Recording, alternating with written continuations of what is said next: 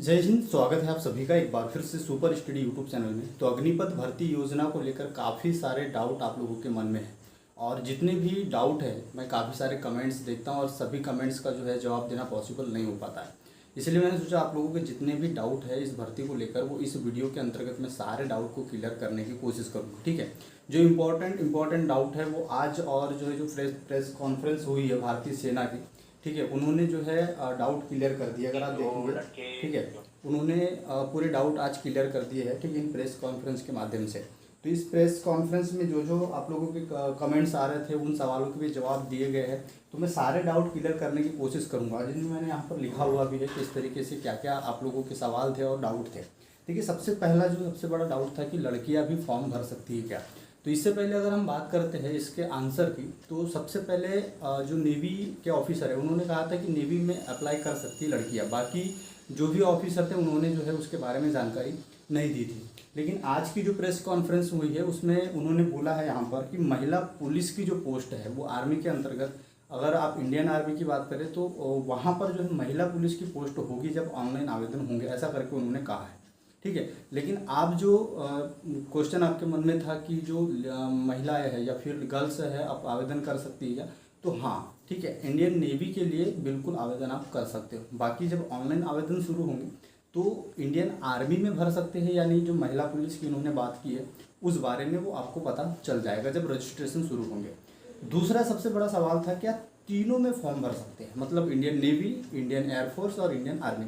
तो देखिए, इसका सबसे सारी चीज़ें अगर मैं बात करता हूँ तो आप लोगों के पास अगर तीनों की क्वालिफिकेशन है, ठीक है, तीनों में आप लोगों की क्वालिफिकेशन अगर आती है तो बिल्कुल आप फॉर्म भर सकते हैं। ठीक है, लेकिन अगर यहाँ पर अग्निपथ का एक अलग अगर रजिस्ट्रेशन होता है, ठीक है, रजिस्ट्रेशन तो नया होगा, लेकिन वहाँ पर एक चीज़ देखी जाती है, अगर कि एक ही पोस्ट के लिए फिर एक ही फोर्स के लिए एक व्यक्ति आवेदन कर सकता है, तो हो सकता है कि आप लोगों को नया रजिस्ट्रेशन जो नंबर हो आप लोगों का बाकी पोस्ट में अगर आप फॉर्म भरते हैं तो वहाँ पर मैच खा जाए और आप लोगों को उसके लिए जो है इनएलिजिबल कर दिया जाए, ये हो सकता है। बाकी अभी की कंडीशंस के हिसाब से आप तीनों में फॉर्म भर सकते हैं। ठीक है, तीसरा सवाल था कि डॉक्यूमेंट्स जो फॉर्म भरने में वो कौन कौन से लगेंगे। तो देखिए, इसका एक वीडियो मैंने बना दिया, एक आप लोगों को प्लेलिस्ट दे दी है मैंने कि कौन कौन से डॉक्यूमेंट्स आप लोगों को फॉर्म भरने में लगेंगे तीनों सेनाओं में, उसको जाके देख लीजिएगा। ठीक है, ये चीज़ें मैंने क्लियर कर दी। अगला है नेगेटिव मार्किंग। तो जी हाँ, 0.25 की नेगेटिव मार्किंग जो है एग्ज़ाम में होंगी। ठीक है, मैंने आप लोगों को सारा जो है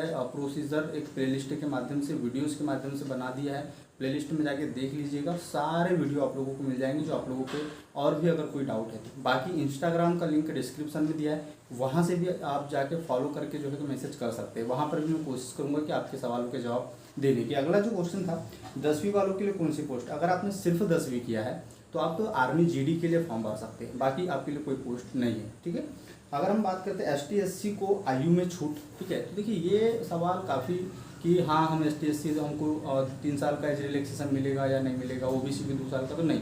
इन्होंने एक फिक्स आयु कर दिया है कि आप 23 वर्ष के अगर हो चुके हैं तो आप उसके बाद फॉर्म फिलअप नहीं कर सकते। मिनिमम जो आयु है वो 17.5 है, मैक्सिमम 23 है। ठीक है, ये चीज़ें क्लियर कर लीजिएगा। एज सबसे कब से काउंट होगी, देखिए एज कब से काउंट होगी इसको लेकर उन्होंने बता दिया है। ठीक है, ये आप लोगों को मैं जो है यहाँ पर कमेंट में पिन कर दूंगा। ठीक है, यहाँ पर मेंशन नहीं किया है मैंने, और एज काउंट होगी उसको लेकर मैं बता ही देता हूँ आप लोगों को किस तरीके से यहाँ पर एज काउंट होने वाली है। ठीक है, नोटिफिकेशन के माध्यम से समझते हैं कि कब से कब तक वाले जो है यहाँ पर फॉर्म फिलअप कर सकते हैं। तो इन्होंने जब एयरफोर्स का नोटिफिकेशन जो डाला है उसमें यहाँ पर मेंशन किया हुआ है कि आप लोगों का कब से कब तक वाले जो है इसमें फॉर्म भर सकते हैं। देखिए, इन्होंने बोला है कि 29 दिसंबर 1999 के बाद आपका जन्म हुआ हो और 29 जून 2005 के पहले आपका जन्म हुआ हो, ये अगर आपके पास है तो आप फॉर्म भर सकते हैं। फिर आप ये ना सोचिए कि आपकी एज कितनी आ रही है क्या नहीं, इस बीच में आप लोगों को फॉर्म आना चाहिए। अगला देखिए, नया रजिस्ट्रेशन की बात आती है कि नया रजिस्ट्रेशन होगा, है ना। देखिए, ये अग्निपथ एक अलग योजना है। इंडियन आर्मी, इंडियन नेवी और इंडियन एयरफोर्स की जो अलग अलग रजिस्ट्रेशन होते थे वो अब नहीं होंगे, अब सिर्फ अग्निपथ रजिस्ट्रेशन होगा और इसी के अंतर्गत तीनों के फॉर्म जो है भरे जाएंगे। ठीक है, तो ये सारे डाउट जो थे मैंने क्लियर कर दिया। उम्मीद है आप लोगों को सारी चीज़ें समझ में आ गई होगी। अगर फिर भी कोई डाउट है तो कमेंट कर दीजिएगा। बाकी एक प्लेलिस्ट बना दी है, वहाँ से जाके आप सारे वीडियोज़ देख लीजिएगा। जय हिंद।